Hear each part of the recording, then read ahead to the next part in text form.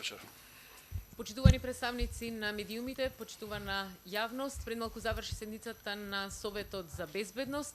На почетокот на вечерашната пресконференција ќе се обрати председателот Стево Пендаровски, а веднаш потоа можете да поставувате прашања на кои председателот ќе одговара. Председателе, повелете. Благодарам. Пред малку заврши седницата на Советот за безбедност. Сакам да ви информирам за неколку заклучоци кои ги донесовме на оваа инаку трета седница на Советот. На почетокот на седницата го повикавме министерот за здравство, кој беше повикан надвор од редовниот состав на Советот за безбедност да реферира за најновата ситуација и вестите се позитивни во тој дел. Значи ја опфати целата ситуација во земјата, на целата незина територија, не само на подрачјето на општините Дебар и Центар Жупа. Заклучокот на Советот за Центар Жупа и за Дебар, каде што е прогласена кризна состојба и каде што владее кризна состојба и во правна смисла во изминативе 2 дена, е дека имаме одлична соработка на терен меѓу надлежните Министерство за одбрана и армијата на Република Северна Македонија и Министерството за внатрешни работи, но и одлична соработка со локалната самоуправа.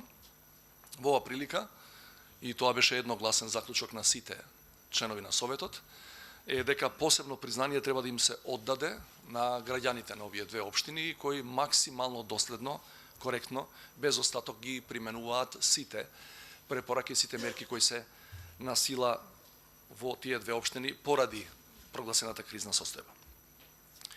Министерот за здравство ни го презентираше целокупниот план за актуелното распоредување на сите здравствени работници на територијата на земјата, кои се сега директно ангажирани, кои се во резерва, и единствениот заклучок кој го имаме после неговото реферирање за оваа точка од дневниот ред е дека станува збор за максимална и целосна мобилизација на целокупниот здравствен кадар, на сите, буквално сите здравствени работници, независно дали работат во централните институции и болници во главниот град или низ Републиката.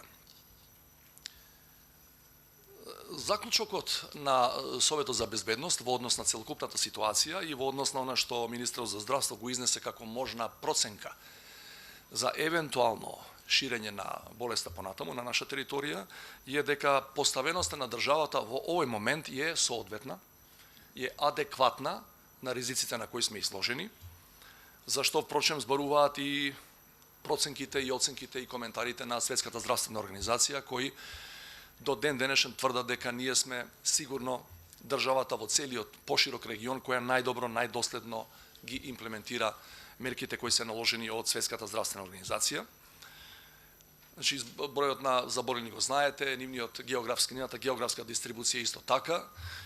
Она што е значено е дека сите тие се под потребниот здравствен мониторинг и дека во тој дел нема влошување, она, впрочем, што го кажав на самиот почеток. Значи, ако заклучокот е на Советот, ако има потреба, според денешните, вечерашните проценки за тоа нема потреба, но ако има потреба, можеме да препорачаме како Совет за безбедност на владата да прогласи кризна состојба и во други општини, освен во овие две, да не ја мешаме кризната состојба која е одамна воспоставена пред 4 години на нашата северна и јужна граница по друг повод. Опште беше заклучокот дека не е потребно да избрзуваме со голо декларирање на евентуално повисоко ниво на некои состојби како што е, например, воредната состојба или кризната состојба на целата територија, затоа што реков во овој момент според сите проценки на надлежниот ресор и министер, опасност дека такво нешто може да се случи не постои, или ако поинаку се поставиме со некоја таква ново прогласена правна состојба, не значи дека ќе превенираме ситуација до која не би сакале да дојде. Од две причини. Значи, ова мислам дека е можеби клучниот заклучок на Советот, дека не треба да избрзуваме со прогласување на кризна состојба на цела територија или воредна. Од најмалку две причини. Прва, основната е, рековме, нема потреба, а сите надлежни институции, на крајот ќе кажам кои се, деноноќно ја мониторираат состојбата на терен и реагираат промптно. Значи, прво, нема потреба, и второ, јасно е, секаде во светот така, за жал, кризата ќе трае. Кризата не е тука за да замине за недела или две. Ние мораме ресурсите кои ги имаме и кои знаете не се толку издашни да ги димензионираме спрема реалните потреби и спрема реалните ризици. Во ова ситуација, по овој пат сакам да упатам во име на Советот за безбедност апел до граѓаните да ги почитуваат стриктно, ама баш стриктно, сите мерки кои се предложени и познати преку достапни до сите нив и соопштени до сите нив преку средствата за јавно информирање, затоа што тоа е, до сега е барем тоа потврдено секаде во светот, најдобриот начин да се спречи ширењето на болеста, на епидемијата. Сакам да упатам апел, иако тоа и други институции пред мене го правеа, да упатам апел и до нашите државјани, без потреба да не патуваат надвор, особено во земји кои се високо или умерено или средно ризични од овој аспект.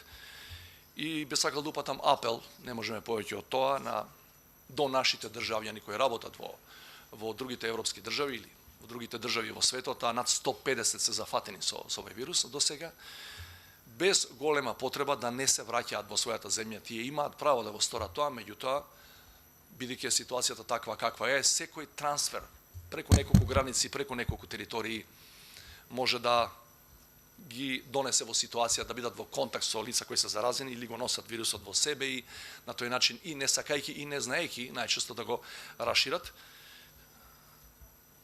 Советот за безбедност, тоа е исто така заклучок од денешната седница, ќе ја следи состојбата 24/7 и по потреба ќе се состанува секојдневно.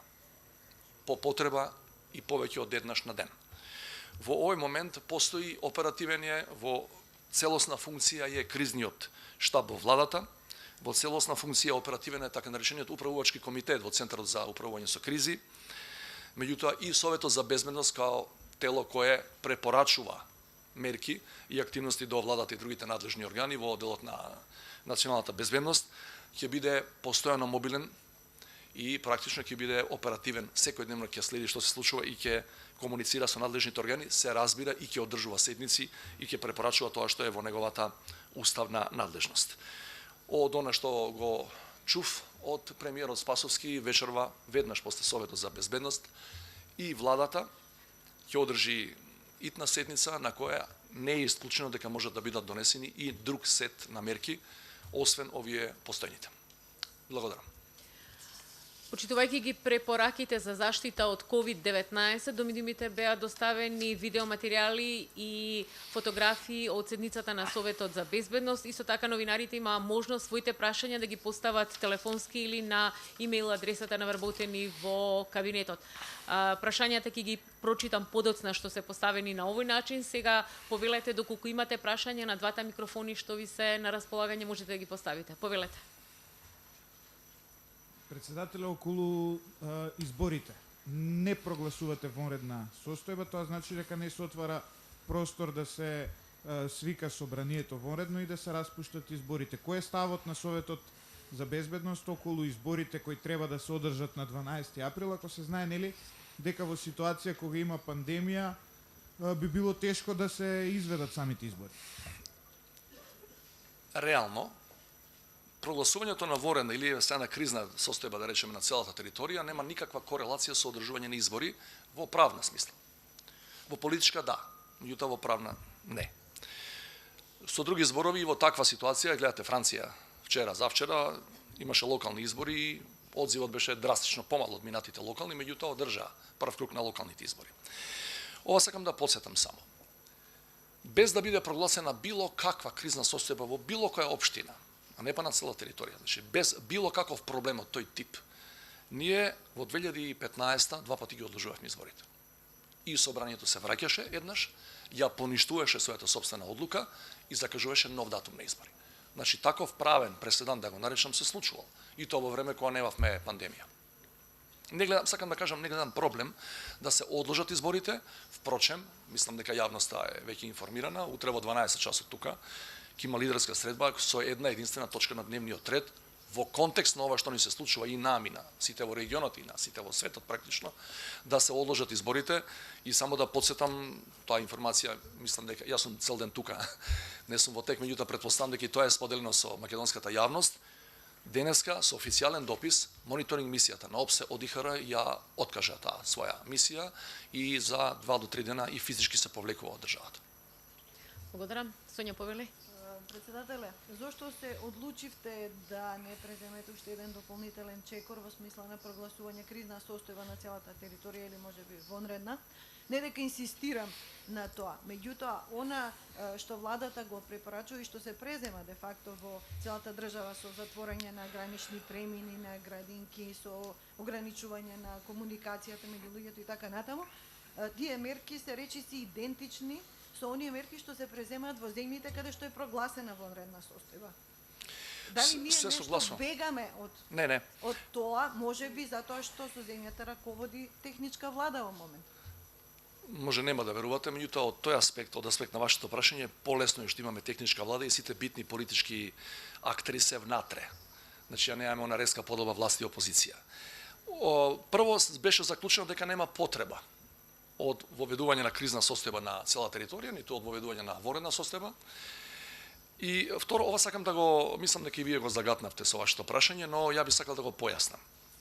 Сосема е небитно од аспект на ефектите кои сакаме да ги постигнеме или веќе ги постигнуваме, како ќе ја наречеме состојбата. И еве во тој прилог да ви дадам, во таа функција да ви дадам една мала анализа која направивме кај мене тука во кабинетот изминативе денови. Споредувавме што содржат прогласените, декларираните вонредни состојби во практично сите наши соседи, во сите околни земји, од Бугарија преку Србија до Косово и Албанија. И можам да ви кажам дека ние за многу или во многу ги надминуваме, сакате тоа да го наречете по ригорозност, по доследност, по консеквентност, мерките кои се преземаат во сите тие држави, а кај нив тоа се вика, се нарекува вонредна состојба, а кај нас имаме само во две општини кризна состојба и сето друго е практично од правен аспект една тековна, да ја наречам, ситуација. Меѓутоа, гледате според мерките кои се преземаат и кои се наложуваат, че не работат факултети, училишта, градинки, јавни собири практично нема. Можно е и во рамки на овој правен контекст и во рамки на оваа правна рамка која ни е сега дадена, во која сме денеска, да речеме, да се воведат уште неколку дополнителни рестриктивни мерки со кои ќе се ограничи движењето на граѓаните, за оние кои тоа помалку го знаат. А ние сега по повод оваа криза доправа го учиме.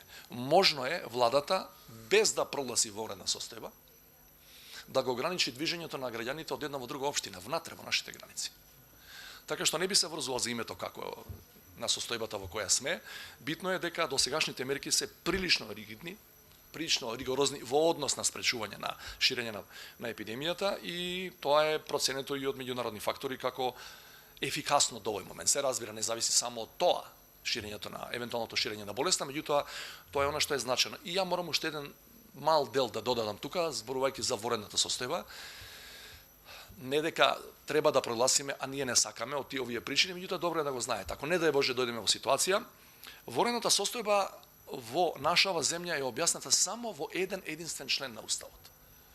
Се ви кажам како правник, тоа според мене не е доволно. Че имаме цел закон за криза, за кризни состојби, за менеджирање на кризи, за управување со кризи, цел закон, кој има своји фалинки, има своји дупки правни и празнини и така натаму. Меѓутоа имаме само 125 членот од Уставот кој зборува за вонредна состојба. Ние немаме закон за вонредна состојба. Само вели Уставот дека во таква ситуација, ако се прогласи, владата управува со така наречени уредби со законска сила и тоа е давање прилично широко дискреционо право на владата да биде во исто време и законодавец и извршител на прописите, бидејќи во таков период собранието е практично суспендирано. И да го имате и да не е само распуштено. Меѓутоа, велам, проценката беше дека нема потреба ниту од кризна состојба на цела територија, а инаку тоа е градацијата, пред кризна состојба, кризна на одредени делови, кризна на цела територија, вонредна војна, не дај Боже. Повели. Председателе, зборувавте за тоа дека нема правна пречка за да се одложат избори.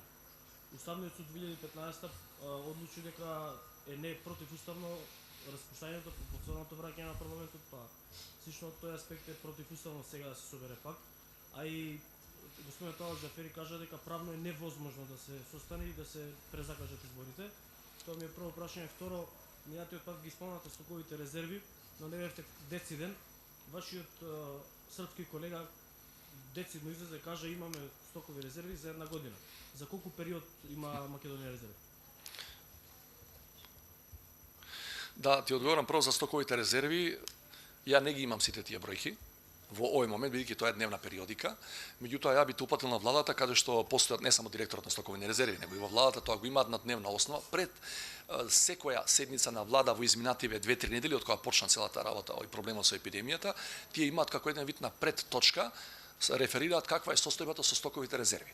Она што ја го знам е дека тоа е во делот на енергенти, во делот на животни продукти на нивото кое е неопходно според меѓународните стандарди. Значи, ако ме прашуваш, знам една од тие стандарди, значи, ние имаме доволно енергенти во овој момент за најмалку 4 месеци, за нормално функционирање на државата. Са другите параметри не ги знам, тони жито и така натаму, меѓутоа од она што таа оценка што ви изнесов е врз основа на писмена документација и документ кој го имам од тој државен орган, значи таму беше јасно, децидно, се сомневам дека некој би си дозволил да кажува бројки кои не се точни. Значи, тие стојат за тоа дека ние имаме во овој момент сосема доволно залихи во тој дел. Да ти одговорам на првото прашање кај што можам, мислам дека сум малце покомпетентен, не заради позицијата која ја работам. Во тој дел не се согласувам со Талат Џафери. Директно не се согласувам. Собранието, вели нашиот устав, е во постојано заседание. Постојано заседание. Не дај Боже војна. Немаме собрание. Патем кажано. На Советот за безбедност, според устав, доаѓа и председателот на собранието. Беше тука. Значи, ако собрание нема, како има председател на собрание? Јас тврдам дека и политички и правно е возможно, ако затреба, ако има не дај Боже ситуација и ако се согласат политичките партии и пратениците, се разбира, во законски потребните мнозинства, да ја поништат својата претходна одлука. Јас се надевам дека утре во 12 часот, тоа јавилам, јас сум само добар домаќин во таа ситуација, јас се надевам дека лидерите кои ќе дојдат тука утре ќе решат да ги одложат изборите, бидејќи во оваа ситуација е невозможно да организирате избори кои ќе бидат кредибилни и кои ќе бидат третирани како легитимни од поголемиот дел од населението. А за ова ми кажете за Уставниот суд, бидејќи таа одлука Уставниот суд ја претходната 2015 прогласи за неуставна. Имам своје мислење и за тој состав на Уставниот суд и за таа одлука. Моето мислење, да го повторам, има, да бидам благ, таа одлука на Уставниот суд има голем број правни фалинки. Меѓутоа не одам понатаму од тоа. Мојот став е дека може да се одложат изборите и ако е претходно донесена одлука за распуштање на собранието. А сега и прашањата кои што веќе ги добивме, дали на седницата на Советот за безбедност е разговарано за евентуално недостиг од лекови, како ќе се одвива увозот на лекови со оглед на затворање на границите? Границите, да нема никаква дилема, јас мислам дека тоа тука морам да се заблагодарам на сите вас. Значи, во еден огромен дел, јас зборов минатиот пат за една појава која е прилично изолирана, за пласирање, намерно пласирање на лажни вести и во контекст на ширење паника, или дека нема нешто од виталните намирници, меѓутоа најголем, огромниот дел од вас, од медиумите, сосема правилно ги презентира ставовите, препораките и заклучоците на сите државни органи, не само на владата. Значи, мислам дека ова е многу пати повторено. Границите прво наши не се затворени. И да бидат тотално херметички затворени. Нема да бидат никогаш затворени ни во време на војна за лекови, за енергенти и за продукти, животни продукти, намирници. Така што нема никаква дилема дека.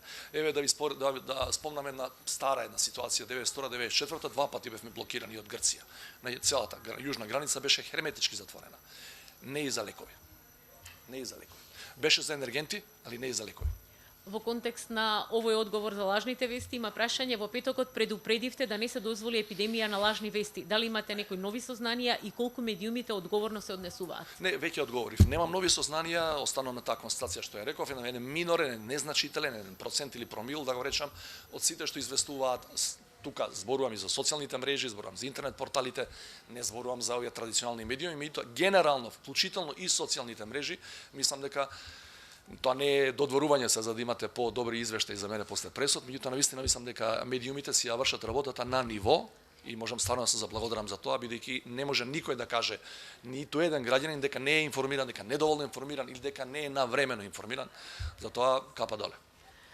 Дали на седницата на Советот е разговарано и дали се планира вклучување на цивилна заштита или поточно волонтери кои сакаат да помогнат и како ќе се вклопат во институционалното действување? Цивилите се веќе вклопени, цивили има, доброволци, волонтери веќе има, не само во рамки на Црвениот крст, генерално и во рамки на Центарот за управување со кризи, цивилната компонента е тука. не знам колкав број се, меѓутоа факт е дека граѓани кои не се вработени во ниту една институција и немаат таква обврска да партиципираат, даваат свој придонес и им благодарам за тоа. И уште едно прашање, дали Советот за безбедност повторно ќе заседава и од што зависи носењето на нови построги мерки, при тоа кои би биле тие? Построги мерки можат да бидат донесени, реков пред малку, и без нова седница на Совет за безбедност. Советот за безбедност може да заседава и вечерва, и ноќеска. И дали ќе заседава Советот за безбедност зависи само од една работа. Проценките на надлежните органи, пред се на во оваа ситуација Министерството за здравство, кое треба да ни каже дали има нови случаи, дали има некакво проширување и особено каква е географската дистрибуција на тие случаи, значи дали евентуално се шири и во други општини, освен овие кај што има кризна состојба. Дали има други прашања? Доколку нема, кабинетот на председателот и натаму ќе ве информира за сите нови сознанија, информации и одлуки што ќе ги донесе. Ви благодарам. Благодарам.